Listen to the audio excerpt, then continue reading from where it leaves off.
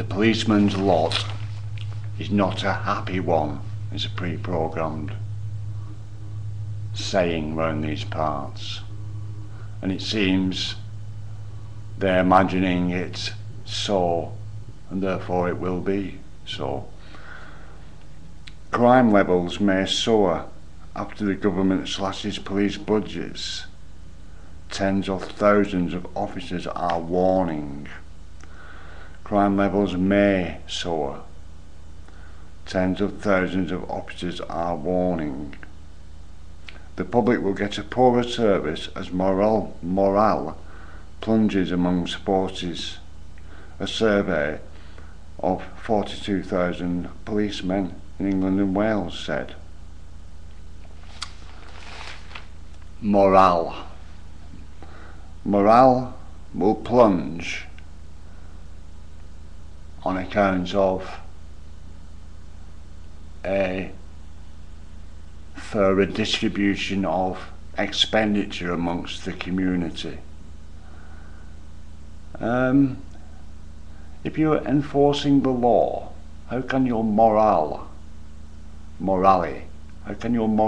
be affected? You're there to do a job. If you can't do that job, if your morale is affected, you're unable to do the job, should you be doing the job in the first place, is my first question. And then my second question statement is it morally correct to let your morale affect you in such circumstances?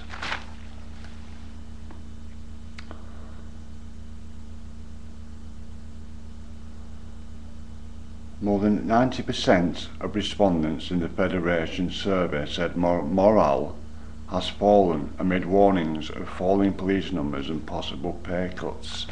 I'll tell you what will make the morale fall, and that is if everyone stops breaking the law and there is no need for them. They have already shown that to me. Their morale will take a dive there. They will not be needed. Their morale will fall. So if that is followed through logically, perhaps might be the correct term, then don't stop breaking the law for the sake of the policeman's morale. We don't want them policemen to be unhappy, do we? Keep breaking the law. It's the only way we can keep them happy. And gosh, and who knows what will happen if they're unhappy, because look what they're like when they are happy.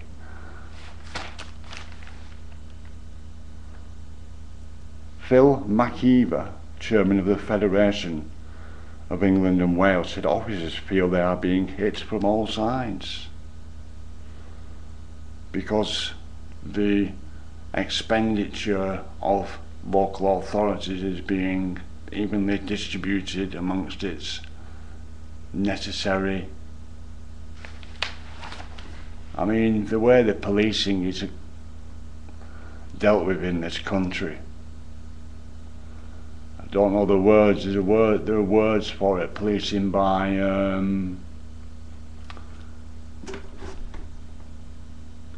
it's where they let them get on with it, basically. I mean, they're not just bureaucrats anyway, police. Anybody who gets arrested can see that. It's a bureaucracy, it's like. And it's, well, I don't want to be critical, you know, it's a tough job and all that, and isn't life tough if we keep on making it tough like we continually do keep on making it. Policemen get paid far too much money in comparison for what they actually do on the basic level. It was put that way because my father realised that if they didn't get paid a decent wage, they would be open to corruption. What has occurred has been that it has become an easy February nest scenario and situation. See, they don't like it. I mean, they come round here at 3 o'clock in the morning with their sirens blaring. There's no one, the roads are empty, there's no one up around that time round here. The sirens are supposedly to clear the road so they can get from A to B. So why are they flirting round here at 3 o'clock in the morning with the sirens blurting out loud? There's no one to clear out the road. I mean, if they saw somebody in front of them, they could then turn the sirens on, but to be running around with the sirens on, waking everybody up, because I'm not the only person that lives around these parts.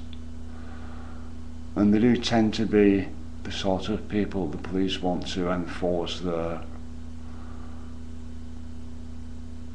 imagined authority on, because if anybody's not breaking the law, they don't need to concern themselves with the police, really. I mean, the police have no authority over anyone that's not breaking the law. They only are authorised to uphold the law. If you're upholding the law yourself, then they have no authority over you. It's quite logical, isn't it? The government says cuts can be achieved without crime rising. Crime's not going to rise because the police are getting paid less. There's no relationship in it whatsoever. Crime figures have been falling. They have been falling since about 10 or 15 years now. Some have risen, a few have risen, most of them have fallen. In general, the crime figures have been falling. At about the same time that me and a number of others on the streets realised the nature of the game, and that we were only fucking with ourselves, basically. And you know, that's one thing. They've disliked my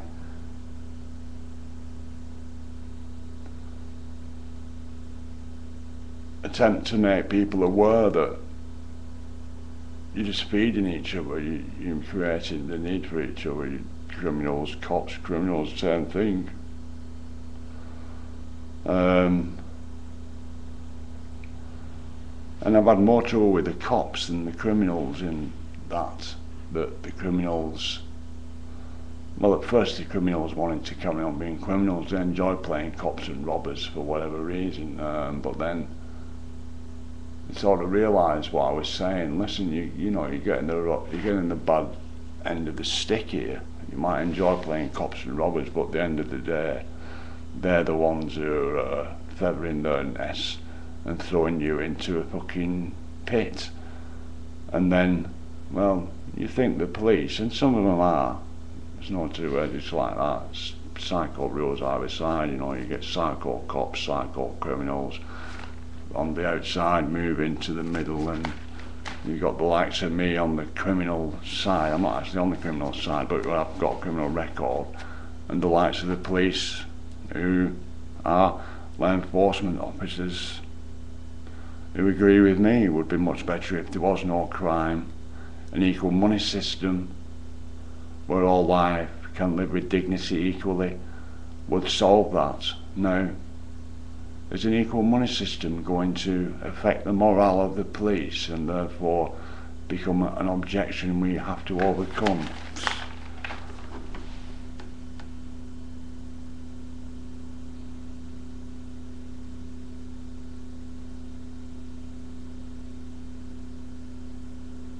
I don't know what else to say. You know, let's all work together. Let's respect each other's right to exist. Let's create a world where all life can live with dignity equally. It's easy. And an equal money system will be the foundation for that life. Simple. Totally simple. Whatever is occurring because we are allowing it to occur. We're accepting its actuality and we are allowing it to continue. Thank you.